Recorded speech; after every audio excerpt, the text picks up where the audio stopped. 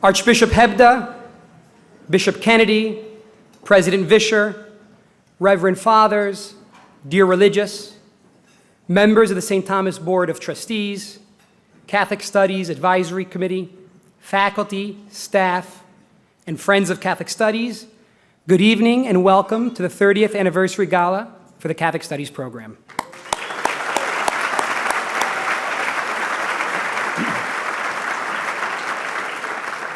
For those of you who still have the pleasure of not knowing who I am, my name is Alessandro Marchetti, and it is my distinct honor to be your Master of Ceremonies this evening. Thank you.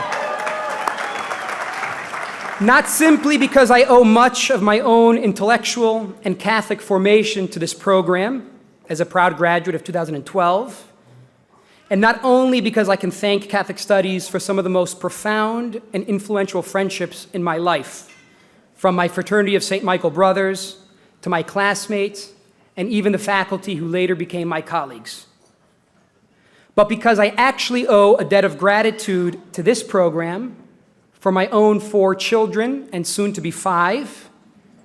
For it was here that I met not only Augustine and Unstedt, Dante and Dawson, Moore and Michelangelo, but my own beloved wife, Monica, who sadly could not be here this evening. You know, my wife often likes to joke that Catholic Studies should name something after her family, a chair, a book cover, something, because 5 of the 6 Stiles siblings graduated from this program. 2 of them found their spouses here. 1 of them became a priest, another a sister. Now we have grandkids that are starting to come to the program between our 2 families. We're really padding the stats here. My job this evening is a simple one. The less time that I stand here in front of you affords each of you more time to eat and enjoy the company of friends, and of course to be inspired by our various presentations this evening, to join our worthy mission, both spiritually, but of course financially. This mission of making the Incarnation ever more present, both on this campus and throughout the world. For Catholic Studies is not just another theology degree or liberal arts program, but an interdisciplinary academic course of study that is attempting to answer the question, how has the Incarnation impacted human thought and culture? This impact can be seen intellectually in the study of history, art, architecture, legal work, literature, and philosophy. And it can be seen in the human formation that Catholic Studies affords its students, cultivating relationships across academic disciplines and with professors and staff, both inside and outside of the classroom. Cardinal Newman, one of the intellectual and spiritual patrons of this program, took as his motto, cor ad cor loquitur, translated from the Latin, the heart speaks to the heart. And this phrase truly captures what is at the heart of Catholic Studies. It is through conversation, relationships, that truth is communicated. In these classrooms, truth himself, logos, the Word made flesh, makes its impact on the intellectual life, in philosophy and literature, the sciences, and in the spiritual life of these students through the sacraments and the community that they form.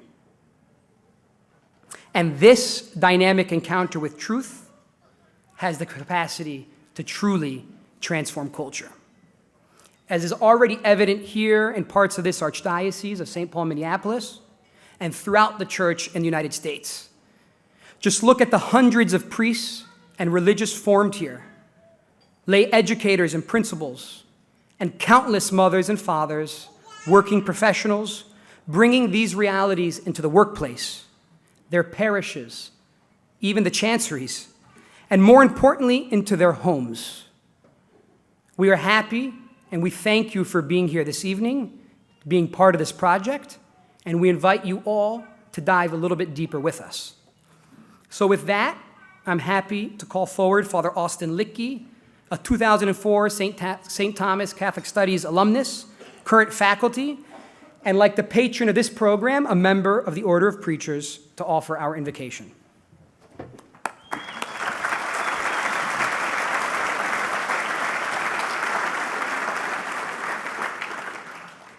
In the name of the Father, and of the Son, and of the Holy Spirit. Almighty and ever-provident God, who sent your word among us not only to save humankind from its sinfulness, not only to draw sinful humanity back to yourself, but to transform every aspect of human nature after the pattern of your own divine nature, so that it might participate in the unity, truth, and goodness that are your own perfections. Grant, we pray you, the grace of gratitude for the gifts that you have bestowed, the grace of discernment to be sensitive to your call and promptings here and now, and the grace to hope for the perfection of your gifts in us. Send down your Holy Spirit, the Spirit of truth and love, to be the source of our conversation and fellowship this evening, as well as its end and its completion, so that what we experience here among each other might be a prefigurement of that eternal banquet of gratitude and communion that you call all humanity and, in fact, all creation toward. Bless the continued work of Catholic Studies. Let it be an instrument of your grace and truth. Bless all those who have been formed by its work. Let them be the salt of the earth and the light of the world. Bless those who support this work in the myriad ways you inspire.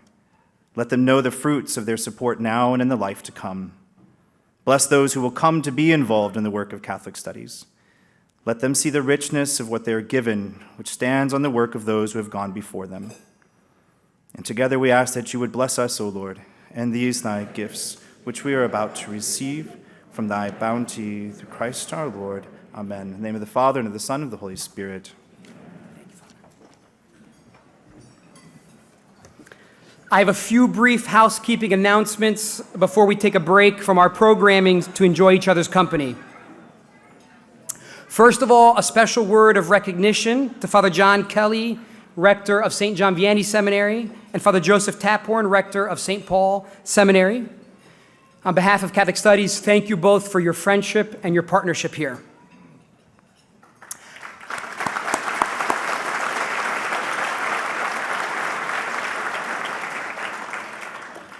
I just want to take one more moment to remind everyone of the immense importance of this gala. We are here first to give thanks. Thanks to those that have gone before us, the early visionaries. Thanks to the faculty, the staff, our donors and friends, and of course to our students. It is also a time to look ahead and secure the future of Catholic Studies for those who will follow in these footsteps, to raise essential scholarship funds for our future undergraduate, graduate, and our Latino scholars. To that end, this evening, amidst our various presentations, we will honor one of our earliest professors. We will hear from the current leadership of Catholic Studies about their vision for the future, and we will offer you a taste of what a Catholic Studies education looks like by hearing from one of our beloved Rome faculty members. Now, while you begin eating your salads, please enjoy this 30th anniversary video presentation.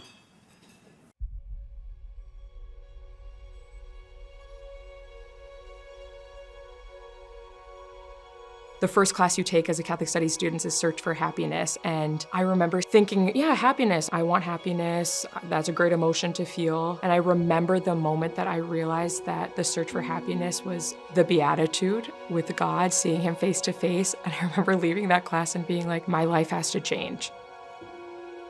The Catholic Studies Project is creating a culture of students who are engaging in an interdisciplinary form of education, which instills in them a certain worldview. It helps them to adopt the mind of Christ. The community was so important for me when I was here, and I've just seen how that community, it didn't die when we graduated. Knowing what we experienced together and knowing the way Catholic Studies changed us, that community is still very much intact.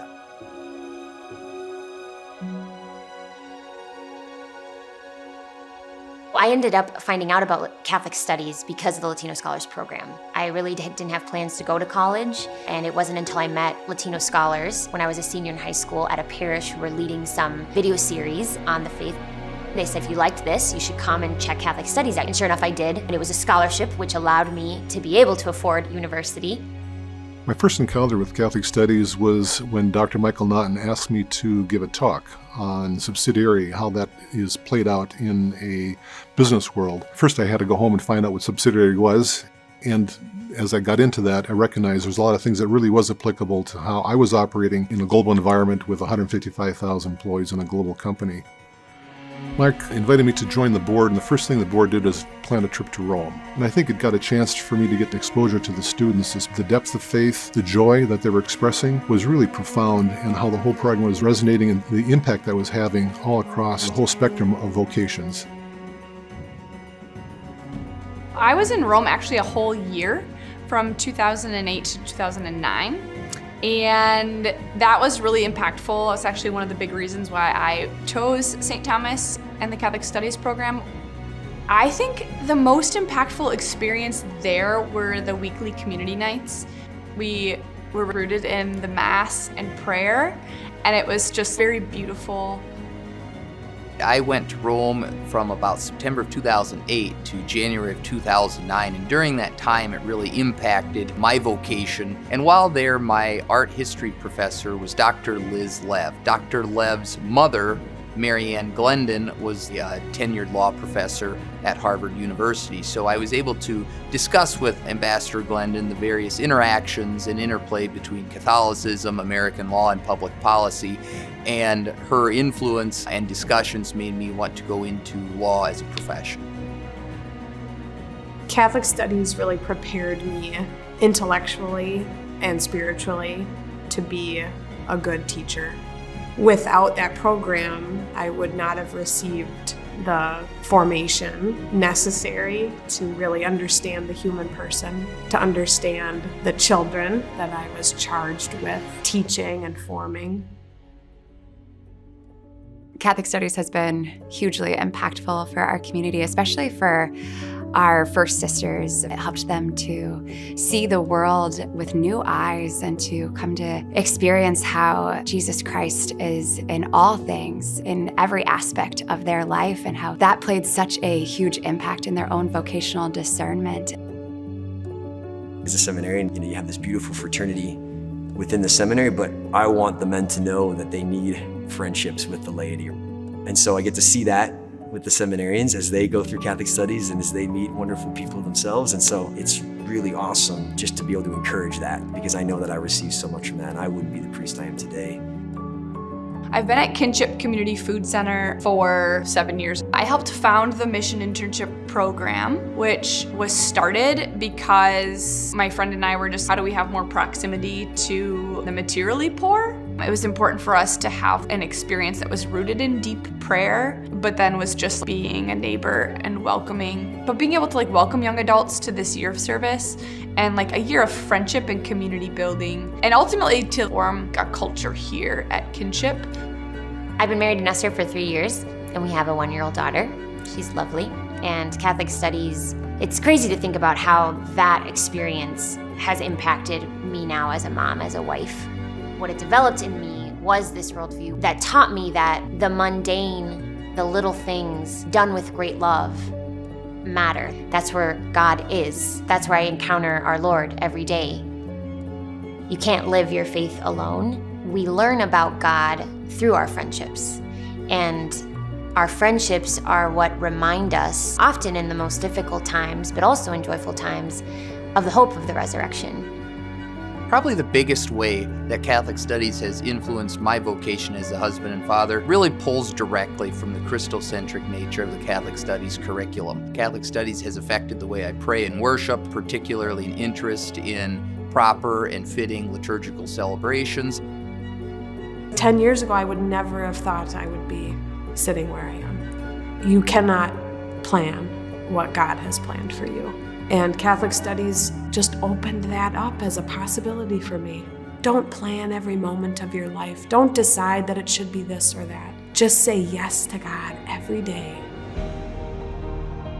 What Catholic Studies does so well is they see the human person. I think Catholic Studies is very special because it's pursuing the truth.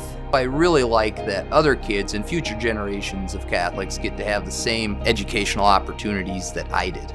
I just believe that it all starts with small groups and having those permeate society to just keep on building. And here we are, great big vision, and starting small with classroom by classroom, student by student.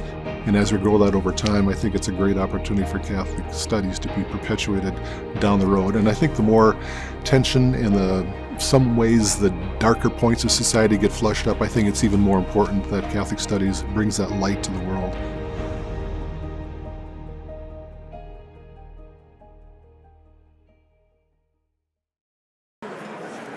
Before we continue with our program this evening,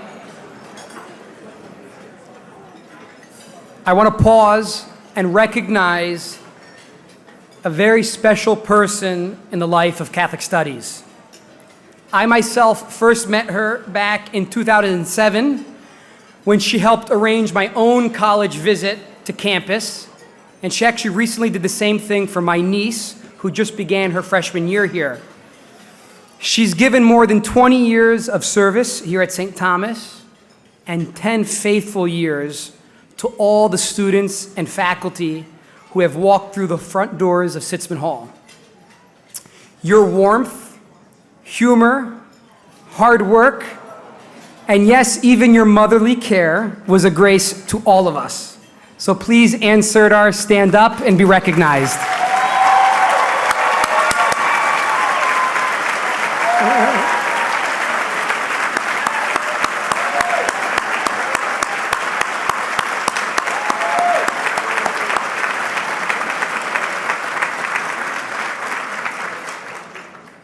And she always had like Dove chocolates.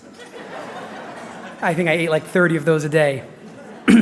It's now my joy to welcome a man who needs no introduction to most of you here. He's been with the department since its earliest days.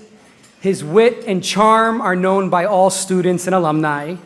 He's the current chair of the Department of Catholic Studies, Dr. John Boyle.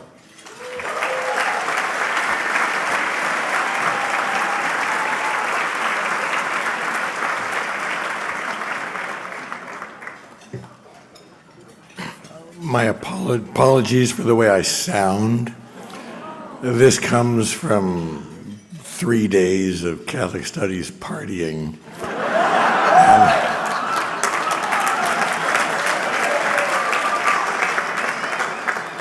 Dia always tells me I have to pace myself. I guess it's true. But having said that, this is a moment that I was going to give to no one else. I've said to some of you I would do it in semaphore before I would give it up. As you enter the library in Sitzman Hall, there's a photograph of Bishop Arthur Kennedy. And it is there for so many good reasons. I can give you a couple of practical ones. Don Briel started the Rome program. And it became clear, I think Don knew from the beginning, we needed a place.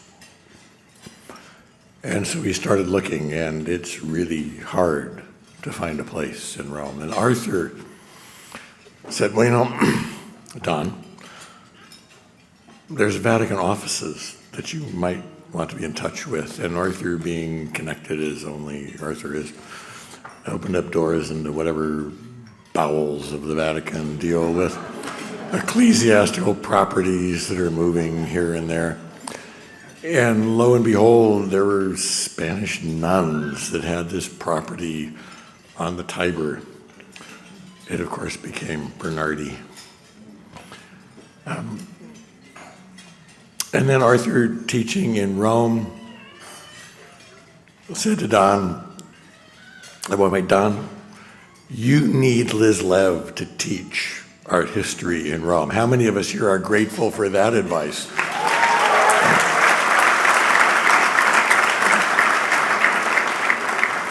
But the reality is that doesn't explain why he has a photograph in Sitzman Hall. There's something rather more important about Bishop Kennedy's place in Catholic studies. The reality is, significant movements like Catholic studies do not begin out of nothing. It was prepared for at St. Thomas, and central to that preparation, not even perhaps knowing he was preparing for it, was Father Arthur Kennedy. The first team-taught interdisciplinary course in the history of the College of St. Thomas was taught by Father Kennedy. Father Kennedy and some of his friends and allies created a program, Texts and Traditions. It was an interdisciplinary program of theology, history, English, and philosophy. All of this preparing the way. But let's be clear. This is not about what do you do with the bits and pieces in a box of interdisciplinary spare parts. No, what Father Kennedy realized is that there are fundamental dynamisms of reality at work and reflected in the intellectual life, and therefore need to be reflected in our work as professors and academics. That there is a unity that should characterize intellectual life, that should characterize university life, that points, as he might say, to a transcendental horizon that connects all knowledge and faith. And no one in those early days articulated these dynamisms as clearly and as deeply as Arthur did. But it's not just a matter of articulation. He also modeled it throughout his life and continues to model it. I think Arthur was the first person I ever heard use the phrase priest scholar, a priest scholar. Well, he not only talked about it, Arthur Kennedy is a priest scholar. Now, let's be clear, a priest scholar is not two men in awkward juxtaposition occupying the same body. No. Rather, the priest scholar is a dynamic unity in which each, the priest and the scholar, informs and enlivens the other to a fundamental unity of life. For those of us who were his colleagues here at St. Thomas at the very beginning of Catholic studies, well, we weren't priests, but we were inspired by his capacious, dynamic vision of the intellectual life and its place in a full life, well lived. As Arthur might put it, we were excited at the prospect of uniting a spiritual dynamism with the intellectual quest. And then for students who weren't going to be either priests or scholars, and how he inspired them, because they could see in him, in his life, and in his teaching, the dynamism of a faith rightly considered and wisely lived, permeating the whole of life. Sounds like Catholic studies, doesn't it? It is my honor, indeed an opportunity to fulfill a long-standing deep debt of gratitude to present to Bishop Arthur Kennedy the Catholic Studies Priest Scholar Award. Arthur.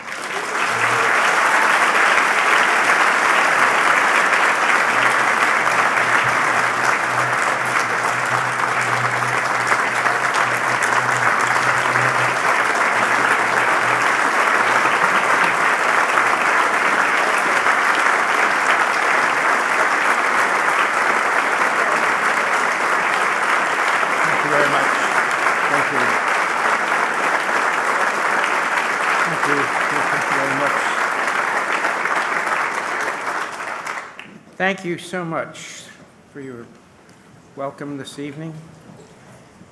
And I am so honored by this award. I came to the College of St. Thomas in 1974.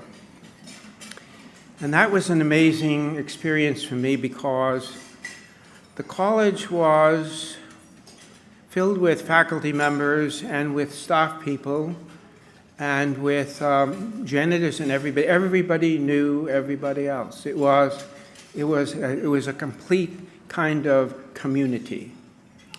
And no one was above anybody else. Everybody had an important place, and everybody listened to everybody else as well.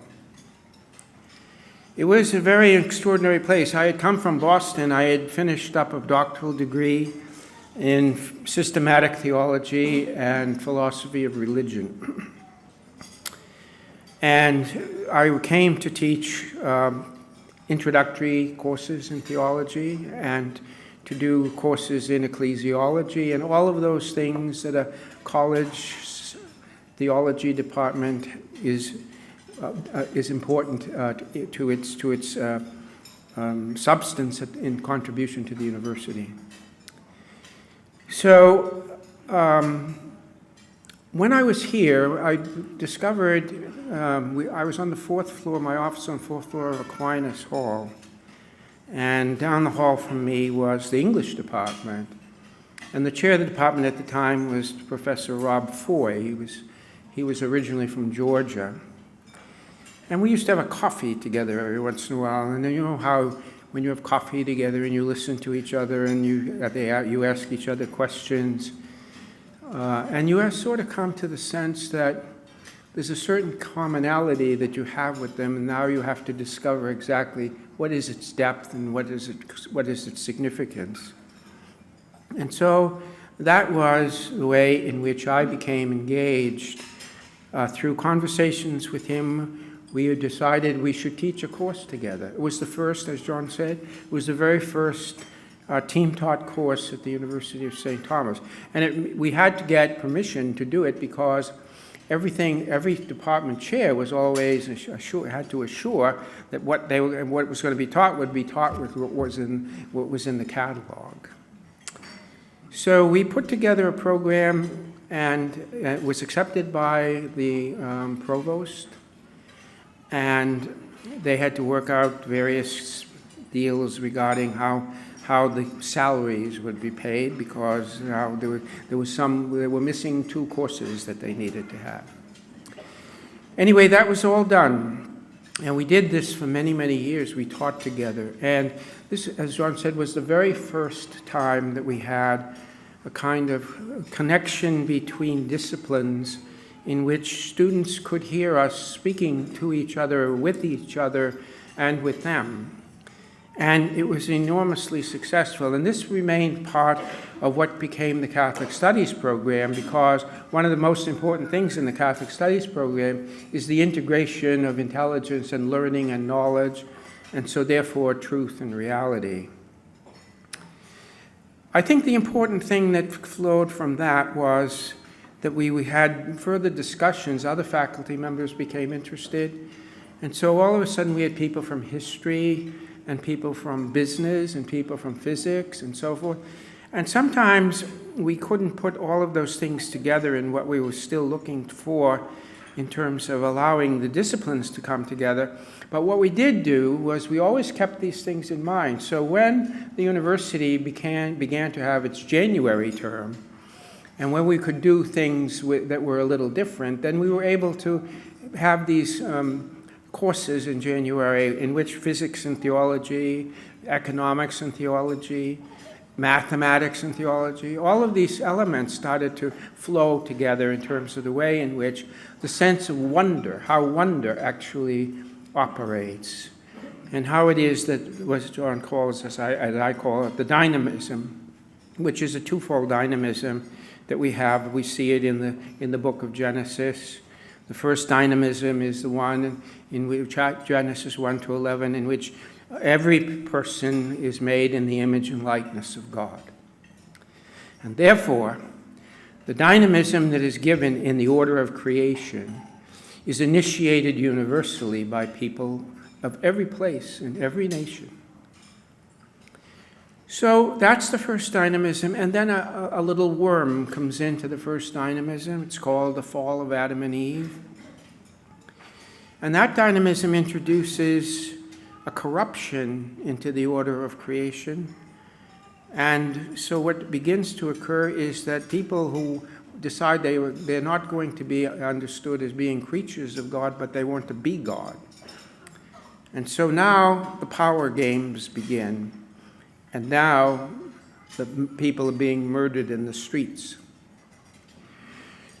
The second dynamism begins in chapter 12 of Genesis, when all things have to be recovered.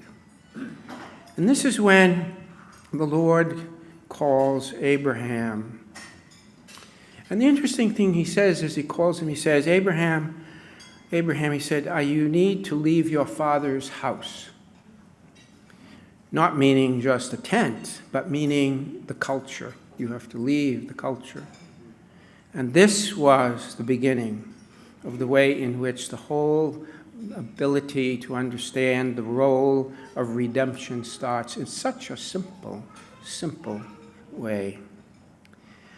I think it's very important that when we try ourselves to consider what are the things that have led us to what we have done in our lives, when I talk to students in Catholic studies now, I think back to those early days, as Professor Boyle was just saying. We went from the integration of courses to the Texts and Traditions program, which was basically trying to answer the question of Tertullian, what does Athens have to do with Jerusalem? What does reason have to do with faith?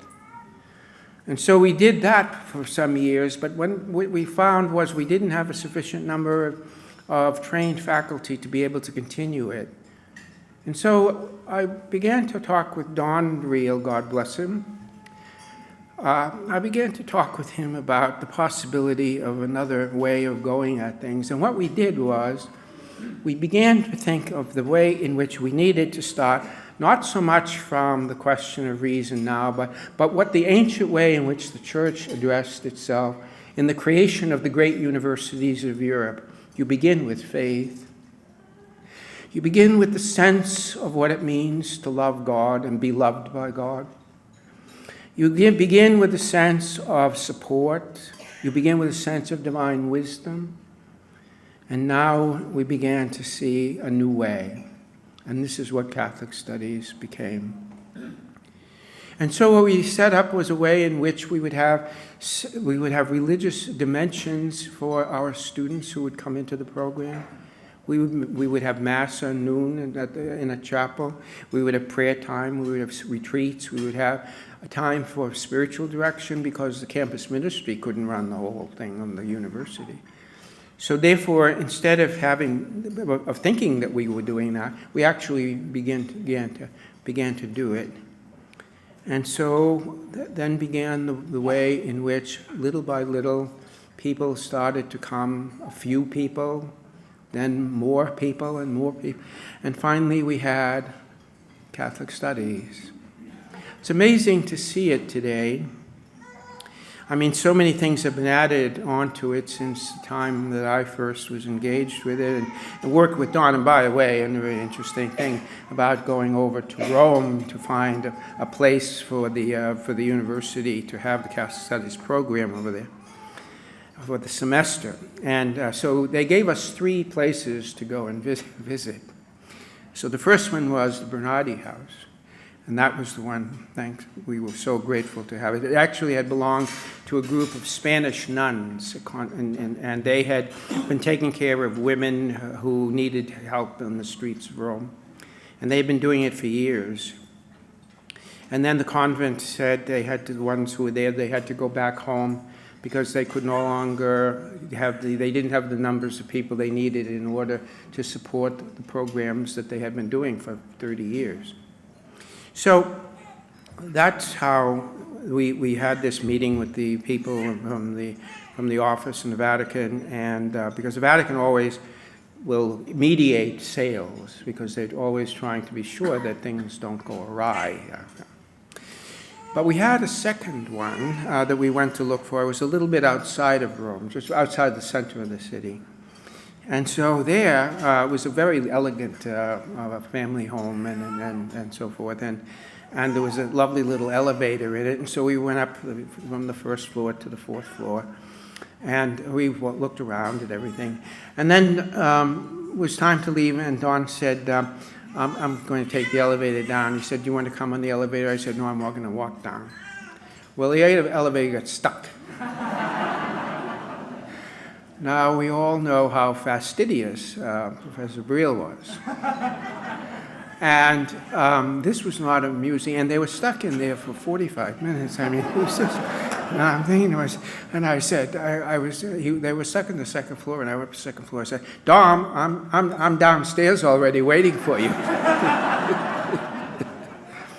But anyway, we wound up with that magnificent place in Rome, which allowed so much to come to fruition. I taught there two occasions at the Angelicum, and you know, you just get to know the students. So when you're living like that, you get to know them very well. And so we had some people who would have pasta every afternoon at lunch after they had their classes at the university. And one of the students always had a glass of milk with his pasta. Yeah, this was very strange to me. So anyway, but I wasn't going to suggest he drink wine. That wasn't the answer to it. But what I did do, I said, yeah, and I kept saying, yeah, going out to these Italian restaurants, very expensive. So I started taking them out to Chinese restaurants, which much cheaper, and they loved it. Yeah. So anyway, that's been a wonderful, wonderful resource for Catholic studies because it places people in the context of the Holy See, of the celebrations of the Eucharist and the celebrations of feast days, and opportunities to go to visit shrines and so forth. And this is what many of them did all the time. So I think that the important thing as we look forward, one thing before we do that, I have to talk about Liz Lev. So I first met Liz at her mother's house in Chestnut Hill in Boston, Mary Ann Glendon. And she was at the time working on a book on art history. And so I was going up with the students. They would go to Ravenna to look at all of these magnificent churches there. And I was sitting next to the person who was in charge of the program, the fellow from Rome who was an art historian. And as I know, we were driving up in the bus. He was reading from a tourist book. And I said, oh, what are you reading there? And he said, oh, I'm reading about the churches in Vienna because I have to talk about, and in Ravenna because I have to speak about them. And I said to myself, a tourist book.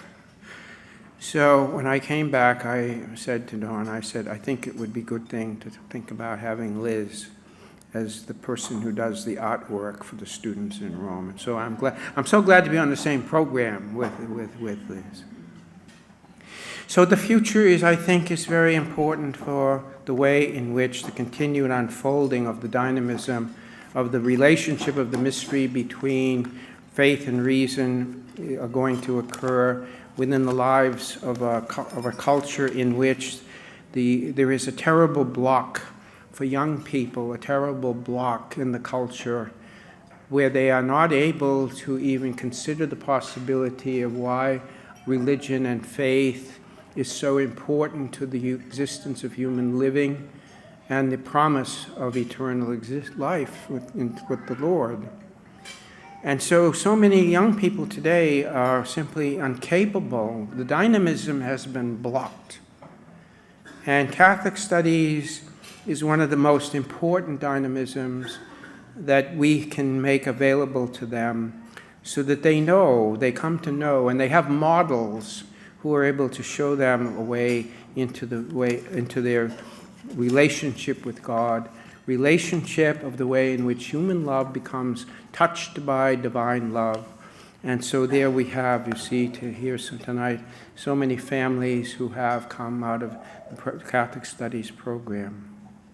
In his homily this evening, Archbishop spoke to us about the importance of humility. And he is so right. I think that one of the most important things that we had at the beginning of this program was that people were humble. You know, you have to be humble in order to learn. You have to be willing to listen to others, to learn things that you don't know and you can't pretend to know.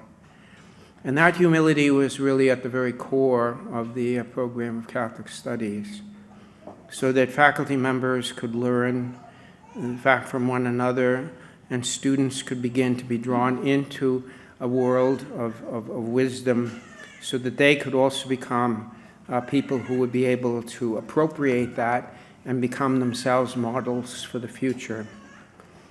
I was talking to some people, the young people who had just graduated, and I was listening to them, and I was asking them, well, what are you doing now? And they were doing very simple things. But those are the simple things out of which the Catholic Studies program began.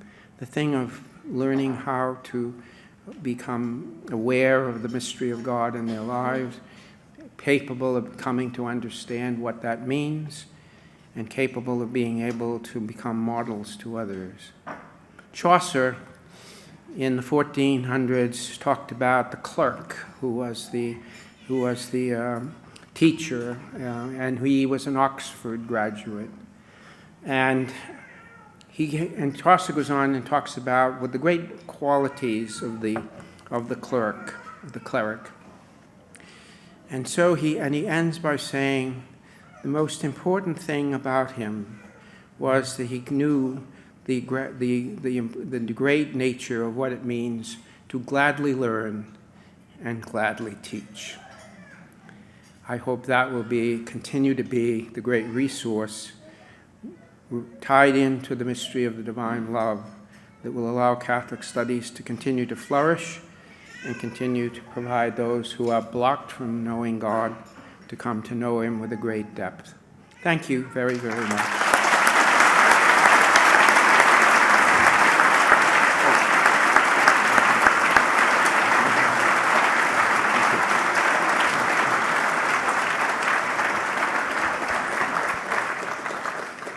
Well, thank you, Bishop Kennedy. Your work for Catholic Studies and your support has certainly been a great gift to us all. Good evening. My name is Michael Naughton. I'm the director of the Center for Catholic Studies. And on behalf of all the faculty and staff of our program, we are grateful for your attendance and your generous response to the 30th anniversary. I particularly want to thank Karen Laird and Nancy Sanderud, who serve as the co-chairs of our 30th anniversary celebrations, as well as the committee member, Michelle Rash. They have done an extraordinary amount of work to put this on. It is a beautiful place, don't you think? And let's have them stand up. Karen, stand up. Nancy, where are you at? Michelle, stand up. Where's Nancy? Very good.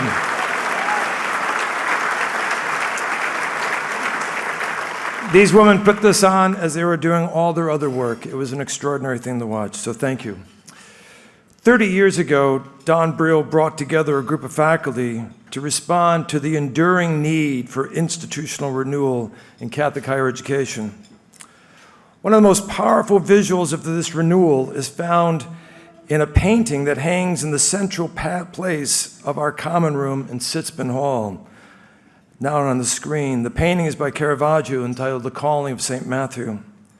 It captures an important part of the work of Catholic Studies, that Christ's hand, this motion that he's having as he points to Matthew, is that hand of creation found on the ceiling of the Sistine Chapel, painted by Michelangelo. This hand of God reminds Matthew that he's been given a work.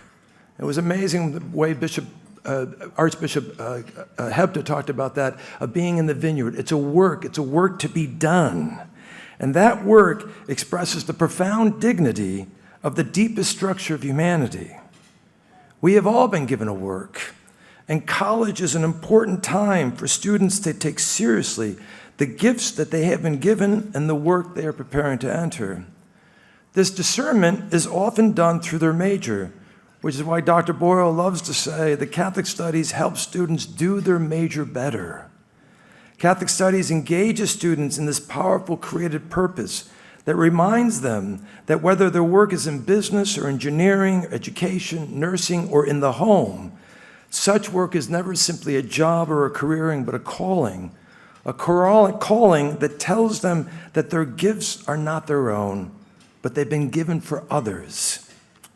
And when students forget these deeper convictions about their lives in college, they make poor decisions not only about their major, but in whom they date, how they spend their free time, and who they think their friends are.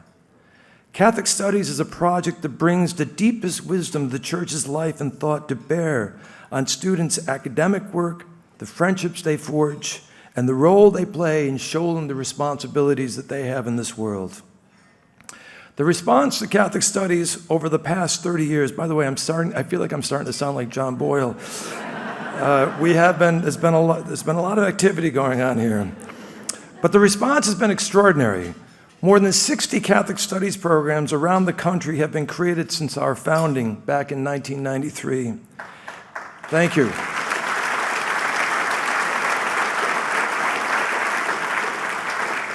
At St. Thomas, we currently have more than 1,600 Catholic Studies alum, men and women who have taken up many different vocations with energy and effectiveness.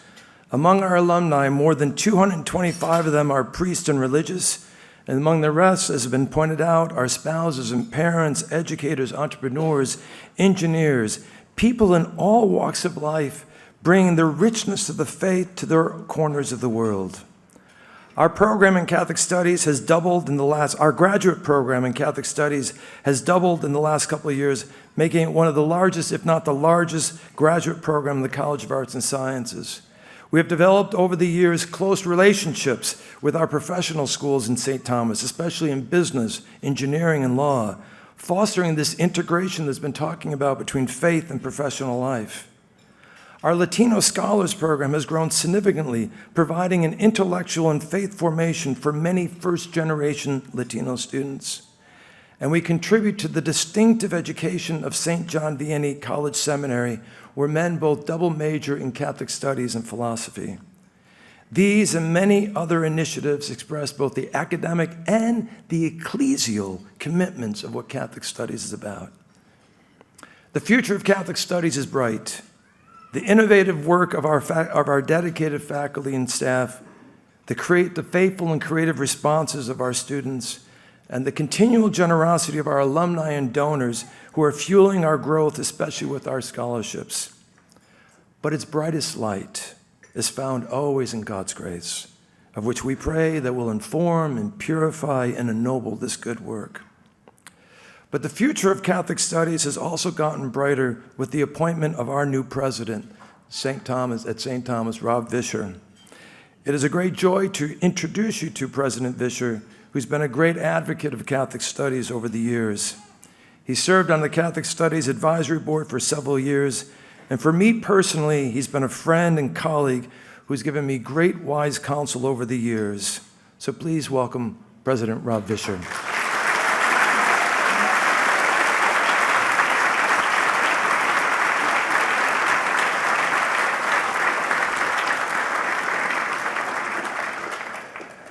Thank you. My message here tonight is simple. I want to thank you on behalf of the hundreds of St. Thomas students, alumni, staff, and faculty who did not major in Catholic Studies, who do not hold Catholic Studies degrees, who do not work for Catholic Studies, who've never taught a Catholic Studies course, but who nevertheless have been deeply blessed by your presence on our campus for the past 30 years.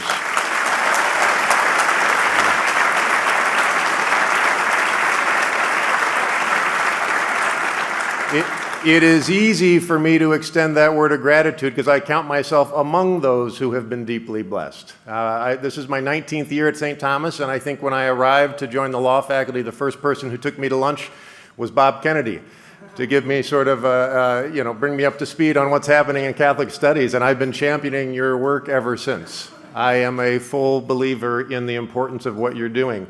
As you probably know, Catholic universities in the United States face a lot of challenges. Can our Catholic identity far from being a liability, actually be an asset that allows us to strengthen our national visibility and our attractiveness to young people today? Can Catholic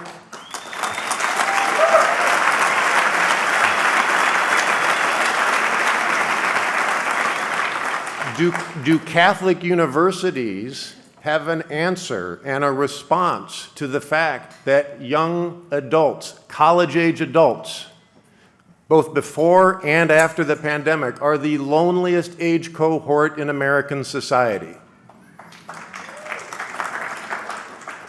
Can a Catholic university resist the pull of the siloing of disciplines in American higher education and help our students see and appreciate the unity of knowledge and use the unity of knowledge as a foundation for the integrity of the human person? Is that possible for Catholic universities? Can Catholic universities engage all faith traditions on campus with intellectual rigor, with deep questions of meaning and purpose? Can Catholic universities help our students understand that their time in higher education has to have greater aspirations than economic ROI?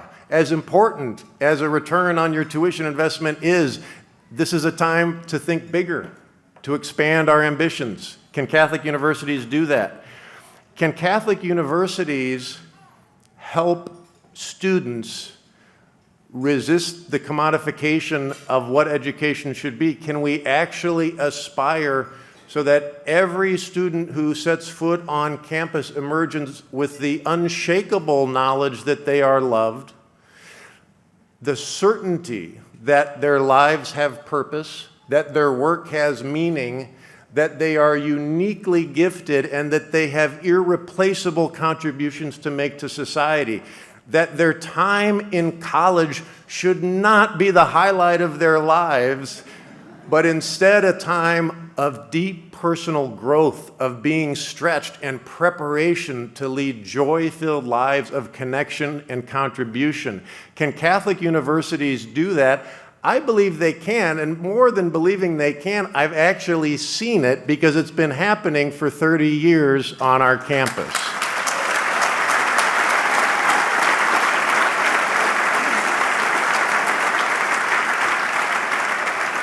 So I want to thank you for so powerfully modeling all these years what can be, and I want to thank you in advance for partnering with the university to discern and work toward what will be.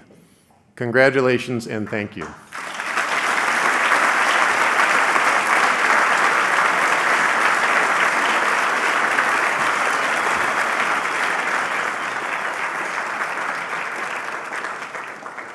Thank you, President Vischer, for your words and support of this program. It is my joy now to introduce you this evening to our keynote speaker, Dr. Liz Lev. Liz Lev is a renowned art historian and a longtime friend of Catholic Studies, as you've gathered this evening, for those of you that didn't know. She is easily one of the favorite Catholic Studies professors in our program. She's even had the honor of teaching me twice in 2 different semesters. Sadly, taking the class a second time didn't help the grade. But I can tell you what Roman basilicas were built in 432 and 527 and 321, etc. Liz has been working as a guide in the Eternal City for more than 20 years. She serves as the commissioner of the Tourism Board of Rome, and she's a consultant for the Vatican Museums.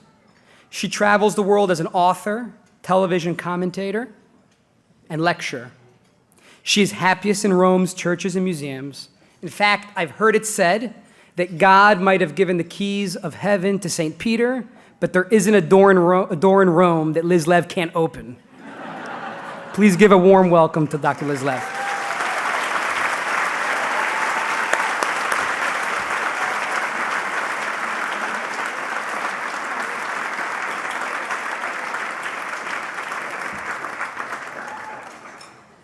Grazie Alessandro, che bello. And thank you all very much. It's a delight to meet you, President Vischer. It's wonderful to be here with the board, with the students. And thank you, Bishop Kennedy, for getting me this gig. Not a bad one at all.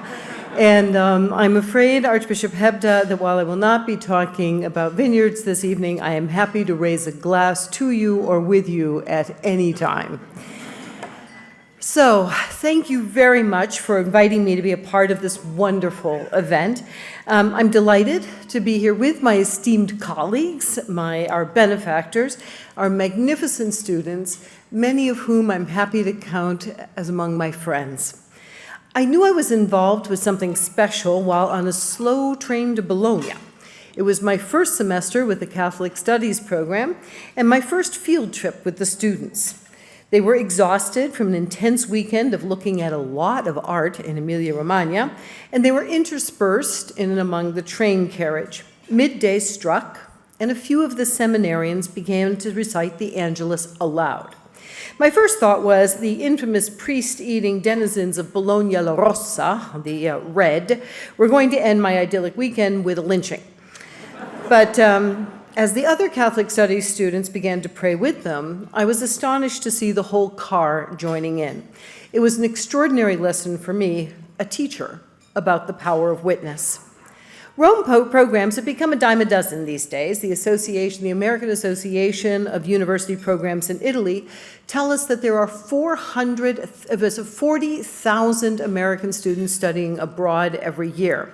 And many of these programs have devolved into little more than a base for European travel, a classroom with a different backdrop, and a country with no drinking age. Catholic Studies continues to reap the richness that is the Rome factor, that unique contribution that the Eternal City offers and has offered to those looking to find truth alongside the study abroad experience. Beyond the study of art in situ, the opportunity to interact with international scholars and church leaders, Catholic Studies students can enjoy extraordinary moments in the life of the Catholic community, such as attending Mass at the station churches during the Lenten period. These pictures are actually from Stephen Weigel. They're from the Catholic Studies year that George Weigel and I were writing the book on Roman pilgrimage. So you should be able to recognize a few of the back of the Catholic Studies students' heads in these pictures, since they were the ones who were occupying the pews. Thus, it has been an honor to be a small ornament in this magnificent edifice that Don Briel designed and so many brilliant minds have built. The Catholic Studies program reflects, I think, the Roman Renaissance, the glorious period of art that saw creative geniuses embellishing the Eternal City by building on the strong foundations of the past, but looking to enhance its dynamic present. The Catholic Studies program itself has been a rediscovery of ideas and virtues that had grown less apparent on the educational landscape, slowly buried under new pedagogical approaches, and the result has been these stunningly successful masterpieces of the young men and women we see here today. In that light, I am planning on taking you to our classroom, Rome, to take you on a tour of 3 monuments that illustrate the importance of the Rome factor to the Catholic Studies program. A blast from the past for alums, a taste of our program for others with the added benefit of no test. These 3 monuments will allow us to reflect on the Renaissance and its spirit of rediscovery, perspective, and indeed, wonder. So let's start with the most emblematic work of the Roman Renaissance, Laocoon. Its origins are profane. The Trojan priest, immortalized by Virgil, is the man who tried to warn his fellow citizens away from the treacherous Trojan horse by coining the phrase, "Beware of Greeks bearing gifts." His death by sea serpent brought about the fall of Troy and eventual birth of Rome. Thanks to the Emperor Augustus, Laocoon became a household word in the Roman Empire. This statue by Hagasander, Polysander, and Polydorus, I probably should have tested you on that, Alessandro, do you remember? Was touted by Pliny the Elder as, quote, surpassing anything done in painting or sculpture up to this point. Lost for over 1,000 years, it was rediscovered on January 14th, 1506, before the eyes of Michelangelo, who was among the first on the scene of the unusual find on the Appian Hill. The result was earth-shattering. The news spread throughout Europe of this providential reemergence of the antiquity's greatest work, and it seemed like a divine nod to the work of the Renaissance. But its greatest gift to the 16th century Rome was not a colorful illustration of yet another pagan myth, but an inspiration to eager young artists, notably Michelangelo. Shortly after Laocoon's recovery, Michelangelo was assigned the task of painting the Sistine Chapel. His stories of Genesis started with a startling visualization of the first person of the Trinity energetically involved in the act of creation. Michelangelo's unprecedented vision of God was made possible by his study of the Laocoon, with the flexed muscles, the dynamic twist of the torso, all captured in his image of God separating light from dark. And later on, God creates the sun and the moon. Michelangelo found a statue of a pagan priest dying, and he reimagined it to show God bringing existence into existence. Addressing the Vatican Museum staff in 2006, the 500th anniversary of the rediscovery of the Laocoon, Benedict XVI noted, "I now highlight a truth that is inscribed in the genetic code of the Vatican museums. That is, that the great classical and Judeo-Christian civilizations are not in opposition to each other, but converge in the one plan of God. This is proven by the distant origins of this institution date back to a work we might well call profane, the magnificent sculptural group of the Laocoon, but which, in fact, acquires its fullest and most authentic light in the Vatican context. It is the light of a beauty that shines out from within the work of art and leads the mind to open itself to the sublime, where the Creator encounters the creature made in his image and likeness." The precious treasures of the past brought to light and given new meaningful Christian context is one of the distinctive elements of the Catholic Studies program. The Roman Renaissance inspired the Catholic imagination to transform the brutal into the beautiful, and one of the greatest lessons that era can impart to our young people today. Let's turn to perspective. Art history celebrates the rediscovery of one-point linear perspective as the Renaissance's greatest technical triumph. Rediscovered by Florentine Filippo Brunelleschi in 1419, perspective allowed artists to create a realistic-looking three-dimensional space on a two-dimensional surface. Perspective, however, was not merely another means of aping the ancients, but was immediately employed to engage viewers more directly, drawing them ever closer to the sacred stories depicted. From Masaccio's Trinity to Raphael's School of Athens, both works we see in the Rome program, perspective became an invitation for viewers to look through art to a great truth beyond. Perspective is dependent on the viewer's placement, which brings us to another important element of the Rome factor and its on-site classes. In 1599, Rome was preparing to receive an expected 400,000 pilgrims for the Jubilee year of 1600. Streets were cleared. That's not what they're doing right now in Rome. Streets were cleared, churches redecorated, hospitality centers prepped.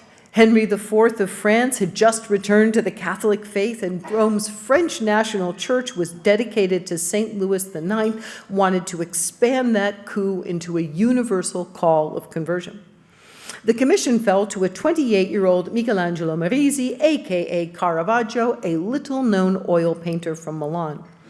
Today, Caravaggio is a household word, but had he lived a century earlier, he never would have been able to get that job. He didn't draw. He didn't know how he only used oil paint instead of the principal means of fresco. And unlike Michelangelo, he didn't really have the means to be able to construct stories on a piece of paper before he applied them to the wall. He actually was an ad hoc painter, painting directly on top of on the canvas. The rules and grids of mathematical perspective were uninteresting to him. And yet, in understanding the nature of perspective, Caravaggio was able to capture the spiritual imagination far more effectively than his formerly trained peers.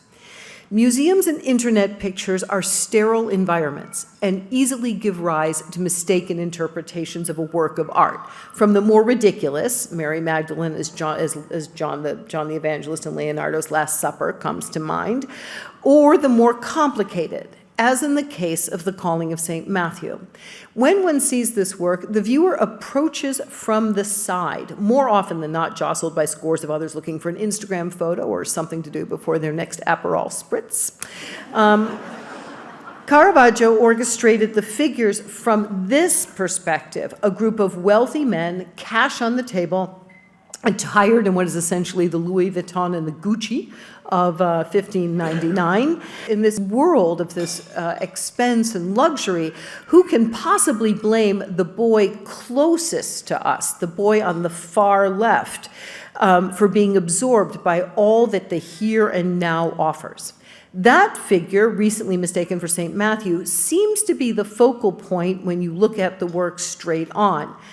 And Matthew is the one ensconced in the center space, pointing to himself, seemingly trapped into the world that he has created for himself.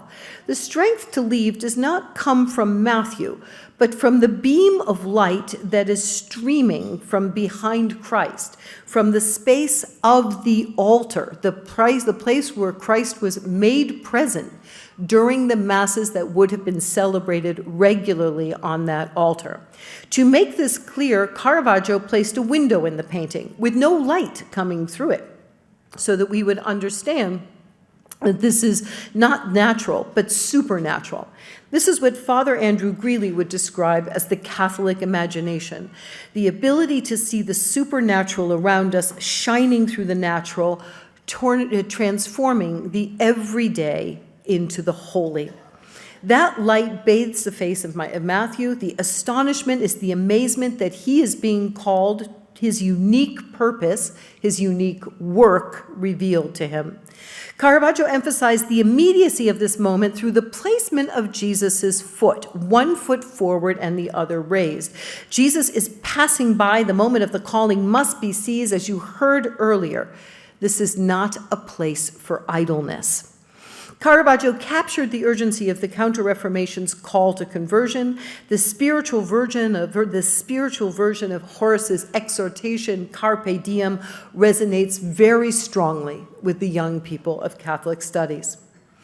It is very nice that this work appears twice in this evening's presentation, as it is many ways an illustration of the Catholic Studies program. The students come to Rome. They're busy. They're engaged with the concerns of this world. They're thinking about work and marriage and success, but they're also looking for more. They are the ones who raise their heads at the right moment and see that light.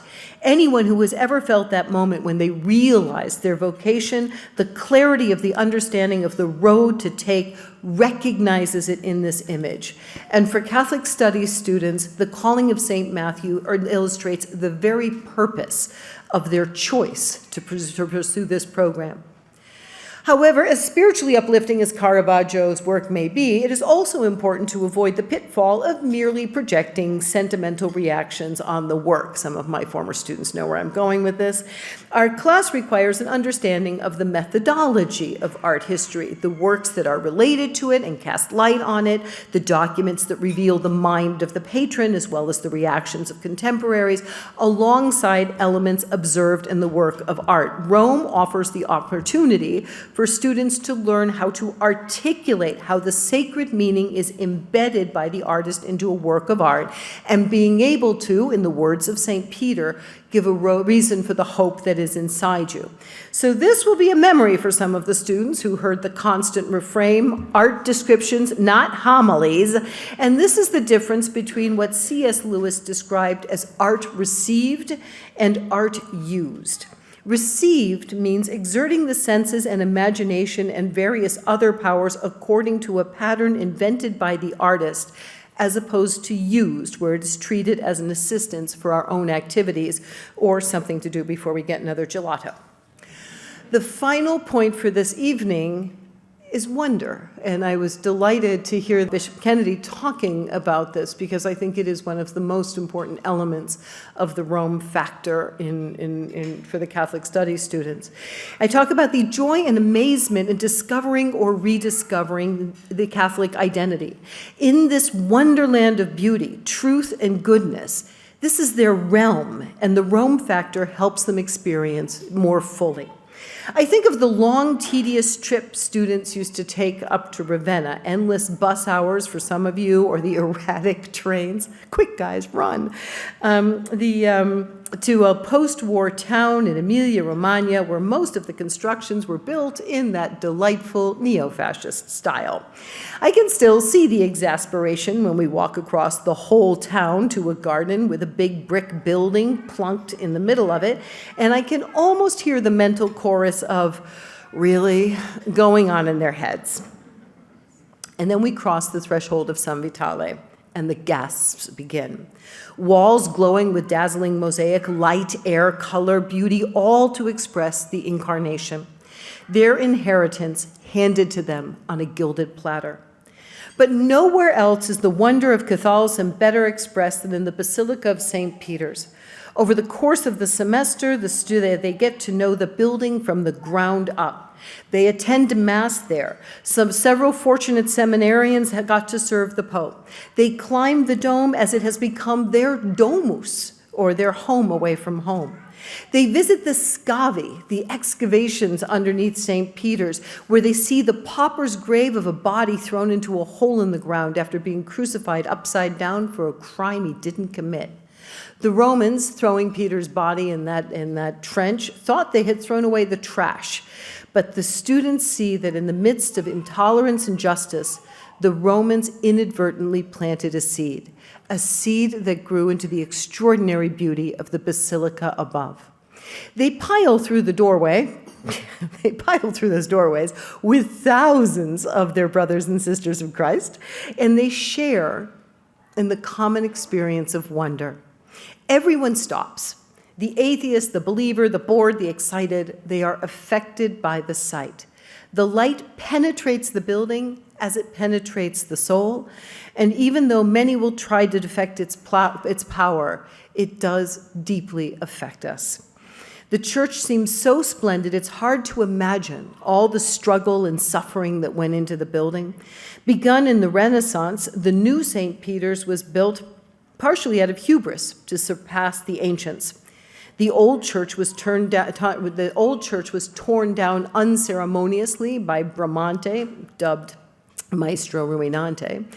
20 popes, 12 architects, 120 years later, the church was complete. Erected during the strife of the Protestant Reformation, indeed the cheeky answer to how much St. Peter's cost is Germany and England, the basilica shows no sign of its troubles.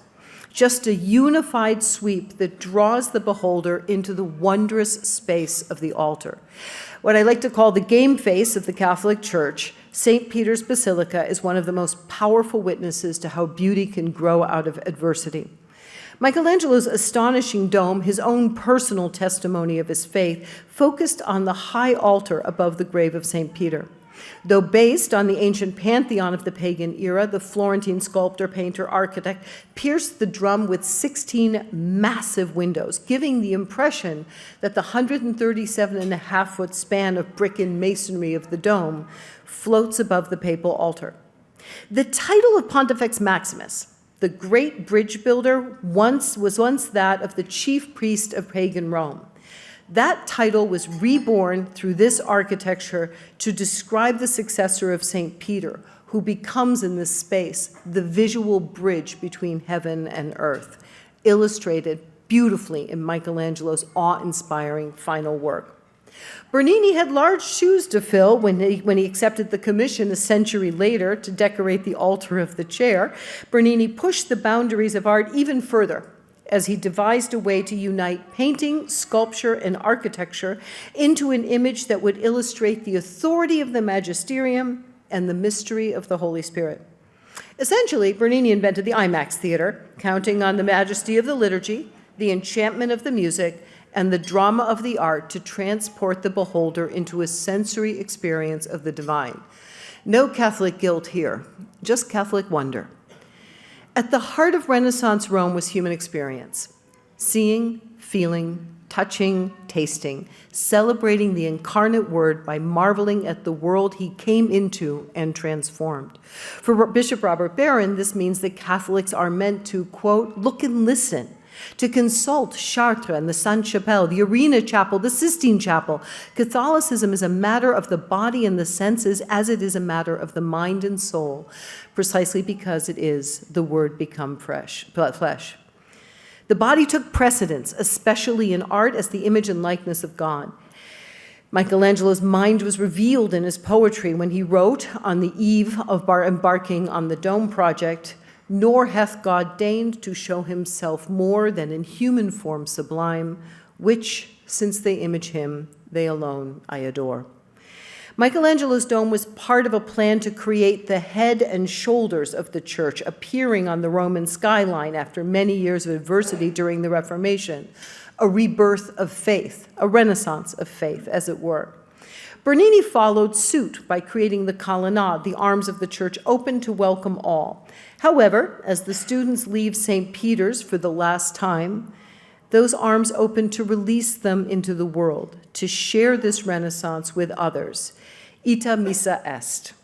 In the words of Archbishop Hebda, go forward and give yourselves over to the work of the church. The Renaissance wrought in Rome is not a one-way street in the Catholic Studies program, however. The witness of these young men and women resonates through their host country, now a little tired and jaded after so many years of all this glory in their backyard. Catholic Studies students not only have the opportunity to rediscover the value of something that has been lost and what that means, but they share that wonder of their discovery. So I close with one more little story from a field trip. It was of Florence on a Friday morning mass in the baptistry. The students came in, swelling the usual congregation 10 times over. The tiny aged priest who had come out to celebrate kept peering over the altar in bewilderment, marveling at the group before him. I wondered if Abraham looked the same way at the angels at the tent door. After Mass, he scurried over to ask us to wait and he came back to ask who were these young people who seemed so devout, and he insisted on taking them on a tour of the cathedral himself. Here's the very bad picture I took of this cheery little group. I had several occasions to see Don Alessandro Pacchia, was his name over the years, and discovered he was considered one of the great holy men of Florence. He was the subject of a film, Light and Spirit, recounting his unique ministry. And shortly before his death in 2019, I saw a receiving line of the Florentine faithful hoping for a blessing from him. Our young students in search of sanctification encountered this holy priest who recognized in them his own joy. We lament the darkness of our age, the gritty, brutal reality of ignorance and injustice, but this program, its architect, Don Briel, its master masons, Dr. Naughton, Boyle, and others, and the many, many others who added to its construction, and mostly the students who populate it, are, for those who have eyes to see, a light as compelling as Caravaggio's. Thank you.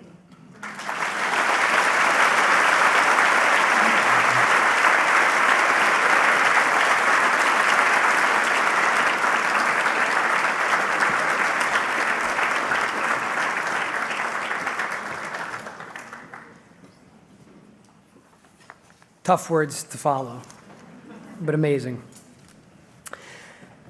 I pray that what you have all seen and heard tonight during Holy Mass and in this room brings you joy in the transformative work that Catholic Studies has done over the past 30 years.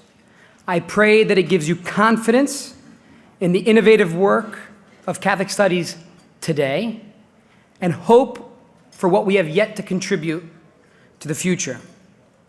I'm not particularly big into stats outside of baseball and batting averages and ERAs.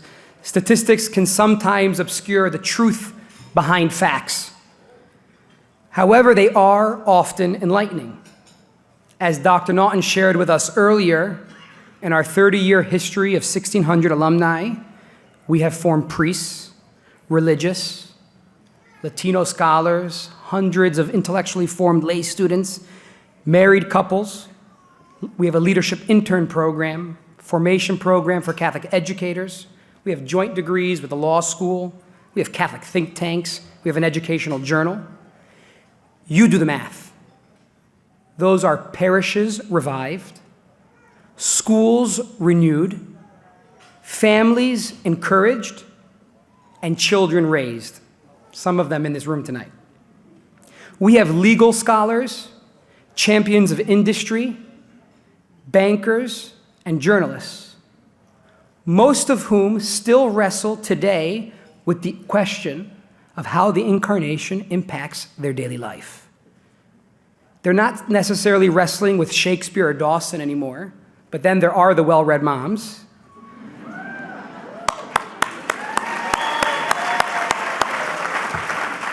But they are translating those lessons from the classrooms into their daily lives. We received a coherent vision of how to see the world. Not a fragmented reality of different disciplines.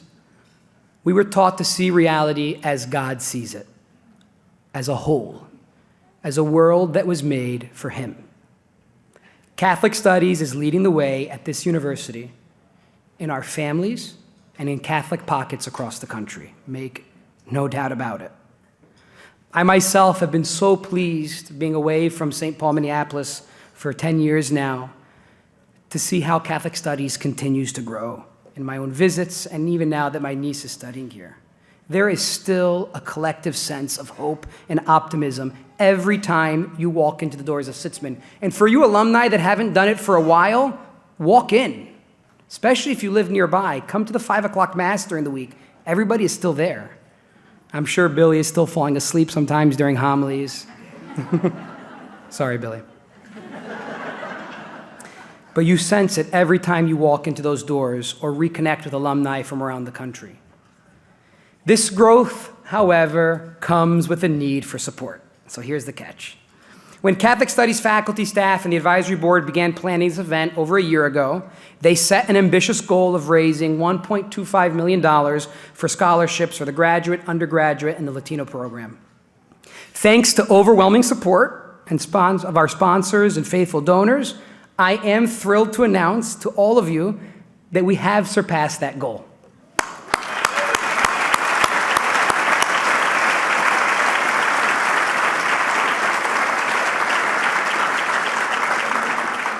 And now, to help us sustain and grow this program for those who follow, we still need your help. We are asking you to come along with us as we work to raise an additional $5 million over the next 5 years. This 30-year anniversary celebration is just the beginning. We want to inspire new donors and re-engage previous donors. We want to encourage you to make Catholic Studies one of your philanthropic priorities. That's to our alumni and to our friends that have never studied here. You could do the master's program online or in person. We encourage you, a monthly gift. Sign up or share your legacy with us by making Catholic Studies, making a planned gift to Catholic Studies or endowing one of our scholarship funds. Please consider using this special anniversary event to inspire you to make a gift to the Catholic Studies program. Remember, the academic formation our students receive in the pursuit of truth across disciplines is what drives this program. From there, human formation, Catholic community, the dynamism that Bishop Kennedy talked about drives change. We need dollars for scholarships. It's as simple as that. So, there is no doubt this is an ambitious goal, but we are here tonight to think big, just like our founders did when the Vision for Catholic Studies was born in 1993. Now, do me a favor. I've been classy all night. I'm going to get a little bit strange here. Everybody on their table has one of these envelopes. So I want at least one person or 10 people at each table to lift the envelopes up. And if the handmaids lift the envelopes before the rest of you, then there's going to be priests in the back hearing confessions. Lift up the envelope, take a look at it. Take a close look. Grab a pen from your pocket. I don't know if they put pens on the table. But this is the envelope by which you can become a monthly donor, an annual donor. You can plan a large gift or a small gift. Karen Laird told me a story of the favorite Catholic Studies donor that for the last several years has been faithful, donating $2.50 every single month. That's amazing. It reminds you of the widow's mite. We're asking you to do a little bit more than $2.50 if possible. $5, $10, $1,000. For those of you that graduated from this program, and this is the first time you've been back in a long time, pay it forward. But take this envelope, I beg you, and fill it out tonight if you can. If you need to bring it home, fine, but the chances are if you walk out the room with it, we might not see it. On the top, we've put an opportunity for you to put a prayer intention. We have Mass in Sitzman Hall 4 days a week, adoration on Mondays. The students and faculty have promised their prayers for you for the remainder of the year, and of course, beyond that. If you don't know what you want to give, I'm going to keep going here for a moment. If you don't know what you want to give, but you can think of something, and you're being inspired right now for a moment, and you might be afraid tomorrow morning, write the number down and hand it in. We'll call you up on Monday. But truly, write down what you're being inspired to write down and give us a chance to talk to you about it. $5 million over 5 years. We're asking for your prayers, no doubt, but I am asking for your money even more right now. The envelopes are going to be collected outside by the students as you leave, if that's possible. Otherwise, please remember to bring them. That's it. On behalf of all of the students this evening and all of the faculty and staff of Catholic Studies that will benefit from your support in the future, I want to thank you for being here. So now, as we are very close to the end of the evening, we are privileged tonight, even though he was a little bit late, to have our local pastor, the successor of the apostles here in St. Paul, Minneapolis, and a visible representation of our communion with Holy Mother Church, Archbishop Hebda.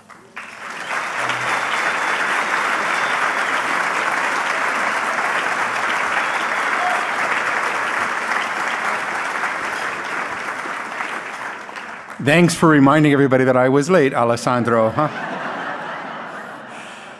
Just two short stories about Catholic Studies. Many of you know I lived for many years in Rome, and every year I would do the station churches. And I was always intrigued. Now, this is a time when I never thought I would ever step foot in Minnesota. And I was always intrigued by these college students who would come so faithfully to each of the Lenten station churches, and who would occasionally sing almost as beautifully as the Schola did this evening. I was intrigued, who are these people, and what is it that motivates them to get up at the crack of dawn, to walk to a church, and to be so in love with Jesus and the Eucharist? So it was this impression that I had from the very beginning. Shortly after I came here as the administrator, I was invited to go to the beautiful Church of Our Lady of Lourdes in Minneapolis for an activity that was called Vespers at Lourdes. And that was the first time that I met Alessandro and so many of his friends who were at that point young alumni from universities from around the place, but many of them Catholic Studies students who would come together for adoration of the Blessed Sacrament, who would come for confessions. And I was just so taken by the fact that Catholic Studies and their alumni were carrying forward that mission. There's something special here, brothers and sisters. You've detected it this evening. I suspect that's what's brought you here in such great number. This is a wonderful source of hope, not only for this archdiocese, but for the church more broadly. So I thank you for your support of Catholic Studies. So grateful to have even a glimpse of Alessandro, even if he's going to tease me a bit. And just to see so many of the alumni in one place. As I was hinting at Mass, I benefit from the wonderful commitments of your alumni every day. Our archdiocese couldn't do what we're doing without alumni from Catholic Studies and in so many different fields. And not only is it the wonderful work, but it's the way in which they give me hope, and I hope they give you hope as well. So as did so many speakers this evening, as did President Fisher, we say thank you to Catholic Studies for 30 wonderful years.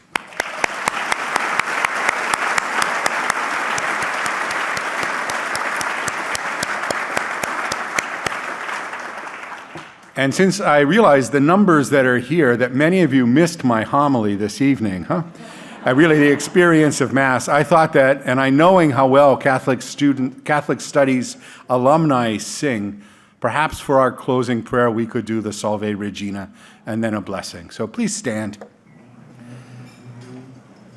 Salve Regina, Mater misericordiae, vita dulcedo, et spes nostra salve.